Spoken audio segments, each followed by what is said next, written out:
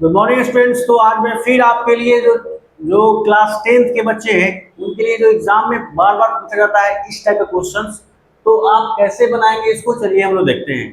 कम समय में इसको बनाना रहता है बच्चों, 1 नंबर का रहता है और ये एग्जाम में पूछे जाने वाले प्रश्न हैं। तो चलिए इसको हम लोग स्टार्ट करते हैं। जैसे कि आपको साइन 18 थीटा और कॉस 72 डिग्री, इसके मान जो है यहाँ पर ऐसा रहता है बच्चों। कैसे हम लोग बनाएंगे चलिए इसको समझते हैं।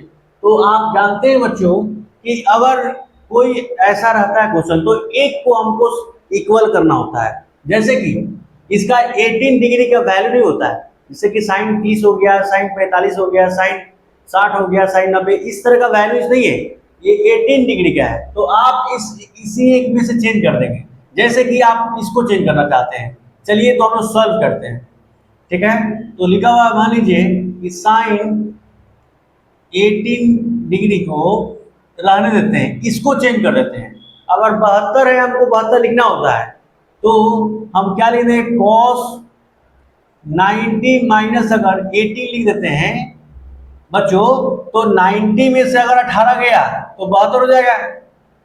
समझ में आ रहा? हम बच्चों cos 72 को लिख रहे हैं तो कैसे लिखे, cos 90 माइनस थीटा लिखते हैं।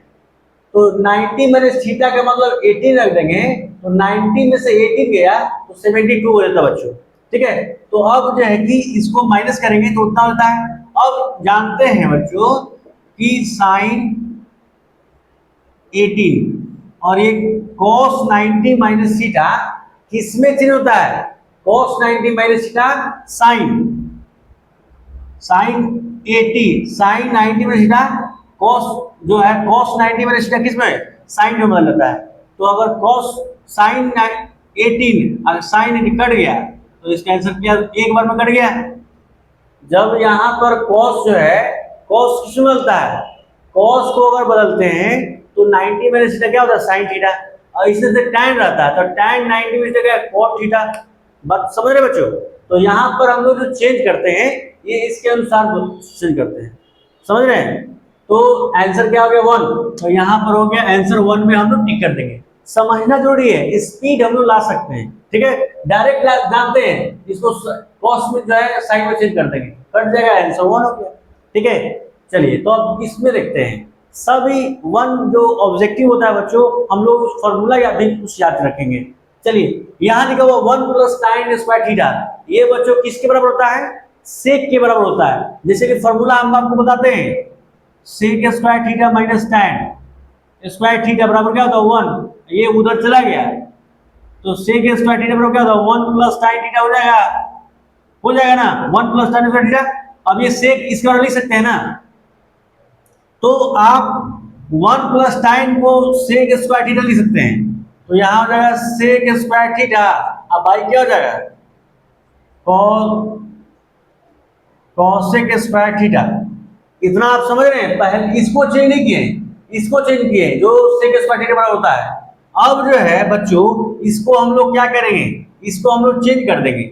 जैसे कि आप पढ़े हैं बच्चों, रेसिप्रोकल आइडेंटिटीज में बताया गया है कि सेक जो है 1 बाई क्या लिख सकते हैं, सेक को 1 बाई कॉसेक थीटा, कॉसेक को 1 बाई साइन स्क्वायर थीटा लिख सकते हैं बच्चों।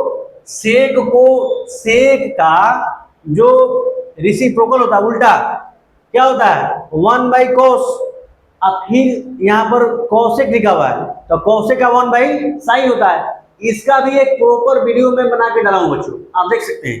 तो ये जो फ्रैक्शन हुआ ये कॉम्प्लेक्स फ्रैक्शन हुआ, तो ये चल अभी इसको लिखेंगे 1 बाई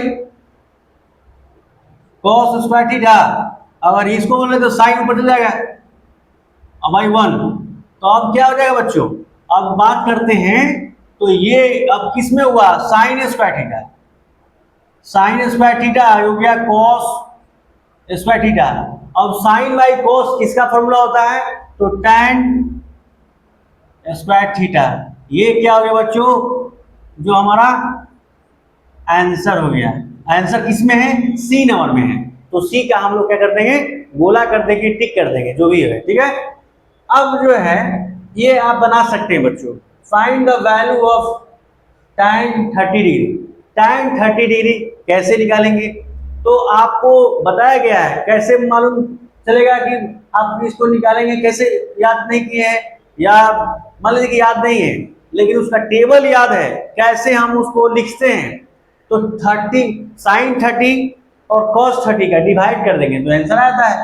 जैसे कि sin 30 का मान कितना होता है 1/2 और cos 30 का मान कितना होता है, cos 30 का मान कितना होता है √3/2।